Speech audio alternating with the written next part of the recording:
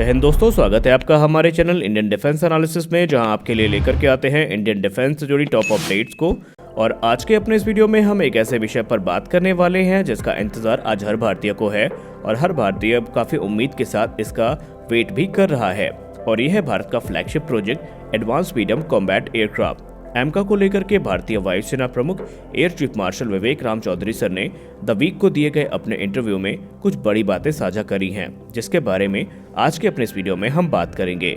Chief of air staff ने बताया कि preliminary services quality requirement draft को फॉरवर्ड कर दिया गया है और डीआरडीओ ने इस प्रोजेक्ट से संबंधित जो कॉम्प्रिहेंसिव डिजाइन स्टडीज करी थी और उसके आधार पे जो डिटेल्ड डिजाइन प्रिपेयर करी गई थी डीआरडीओ के द्वारा, उसे इंडियन एयरफोर्स ने रिव्यू भी कर लिया है।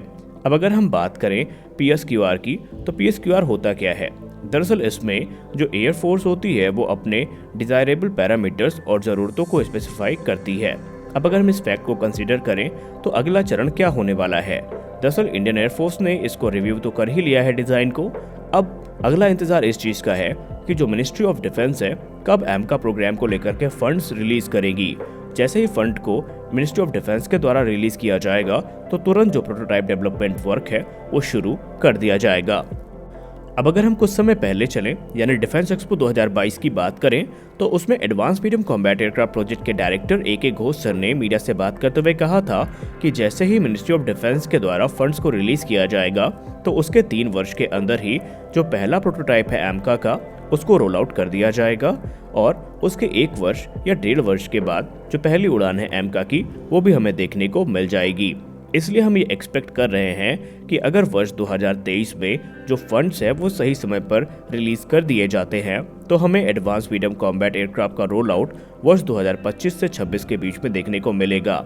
अगर हम कुछ रिपोर्ट्स की बात माने तो वो तो ये भी क्लेम कर रहे हैं कि ये जो रोल आउट है ये वर्ष 2025 के अंत तक या 26 की शुरुआत में ही हो जाएगा, जिसका सीधा मतलब ये है कि एमका की पहली उड़ान हमें वर्ष 2027 की शुरुआत में देखने को मिल सकती है। चीफ ऑफ एयर स्टाफ ने यह भी कहा कि भारतीय वायुसेना पूरी तरीके से इस प्रोग्राम में इन्वॉल्व है, यानी जितने भी प्रक्रम इस प्रोग्राम के अंतर्गत किए जाने हैं, फिर चाहे वो टेस्टिंग हो या फिर दूसरे प्रोग्राम मैनेजमेंट वर्क हो, उन सब में इंडियन एयरफोर्स की भी जो भूमिका है वो काफी सजग है। और इंडियन एयरफोर्स खुद ये चाहती है कि एमका प्रोग्राम को जल्द से जल्द वास्तविकता का रूप दिया जाए ताकि इंडियन एयरफोर्स की जो घटती उत्पादन क्षमता है उसमें थोड़ा बूस्ट आ सके। अब आइए बात कर लेते हैं एमका फंडिंग और प्रोटोटाइप के बारे में। एरोनॉटिकल डेवलपमेंट एजेंसी, जिसे हम आडा के नाम से जानते हैं, उनको एमका के 5 प्रोटोटाइप्स का निर्माण करना है और ये प्रोटोटाइप फ्लाइट टेस्टिंग से गुजारे जाएंगे और इनमें से प्रत्येक की कॉस्ट 900 करोड़ रुपए आंकी गई है। हालांकि जब ये एयरक्राफ्ट फुल फ्लेज प्रोडक्शन में उतारे जाएंगे तो ये कॉस्ट और भी कम होने वाली है।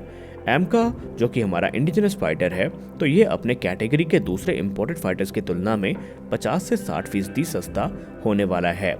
अगर हम मौजूदा समय में बात करें तो इसकी जो डेवलपमेंटल कॉस्ट आंकी गई है वो तकरीबन 15,000 करोड़ रुपए आंकी गई है और बहुत जल्दी इसे कैबिनेट कमेटी ऑन सिक्योरिटी के द्वारा जो अप्रूवल्स हैं वो भी मिलने वाले हैं। हालांकि अगर हम बात करें हिंदुस्तान एरोनॉटिक्स लिमिटेड की, जो कि डेवलपमेंट पार्टनर है एमका प्रोग्राम में, तो उन्होंने कुछ सर्टेन पार्ट्स की सोर्सिंग और मैन्युफैक्चरिंग को ऑलरेडी शुरू करके रखा हुआ है। जैसे कि 13 जुलाई 2022 को हिंदुस्तान एरोनॉटिक्स लिमिटेड के द्वारा एमका एयरक्राफ्ट के टाइटेनियम बल्क हेड के लिए जो मेटल कटिंग है वो शुरू कर भी दी गई है। लेकिन जो फुल फ्लेज प्रोटोटाइप है वो हमें तभी देखने को मिलेगा जब गवर्नमेंट के द्वारा जो फंड्स का अप्रूवल है वो दिया जाएगा। हालांकि इस प्रोग्राम को फास्ट ट्रैक करने के लिए जो एसपीवी मॉडल है उसकी सहायता भी ली जाएगी।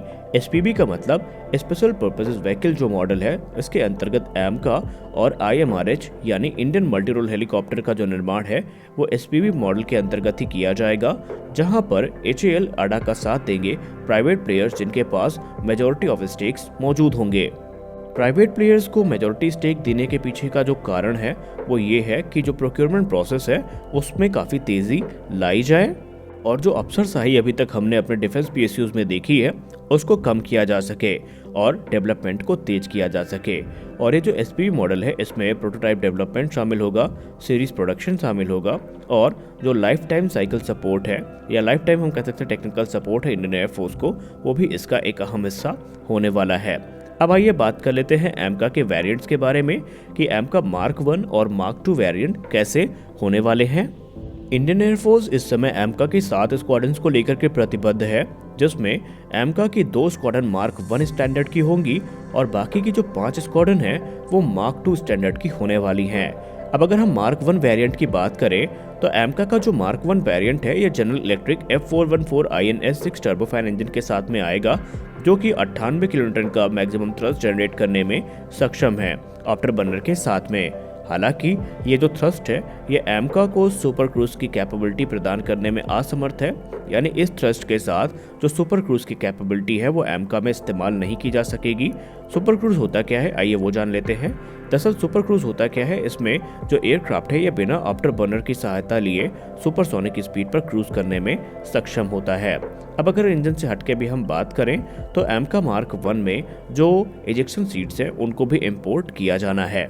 हालांकि दूसरे कंपोनेंट्स जैसे कि sensor, avionics, flight control system और बाकी चीज़ें इंडिजिनस ही होने वाली हैं, जिसकी वजह से इसमें जो इंडिजिनस कंपोनेंट्स का परसेंटेज है वो भी ऑलमोस्ट 70% होने वाला है।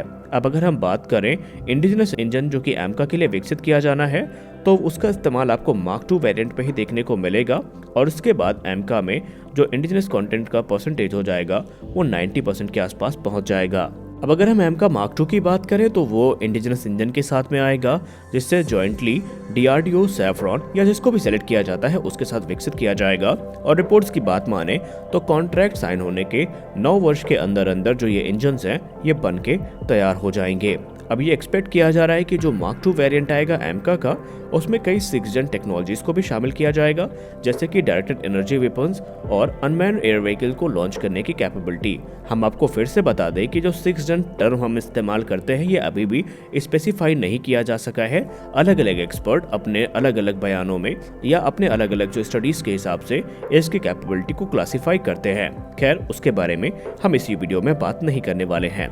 अब क्योंकि इसमें इंडिजिनस इंजन इस्तेमाल किया जाएगा और भी कई चीज़ें इंडिजिनस तौर पर इस्तेमाल की जाएंगी, तो इसमें जो इंडिजिनस कंपोनेंट का परसेंटेज है वो सबसे हाई होने वाला है। और सबसे खास बात यह रहेगी कि एमका मार्क 2 पावरफुल इंजन होने के चलते सुपर क्रूज भी कर सकेगा। तो आई होप आज का वीडियो आपको अच्छा लगा होगा। वीडियो अच्छा लगा तो वीडियो को लाइक करिए, नए हैं तो चैनल को सब्सक्राइब करिए। मिलते हैं अपने अगले वीडियो में कुछ और अपडेट्स के साथ, तब तक के लिए जय हिंद।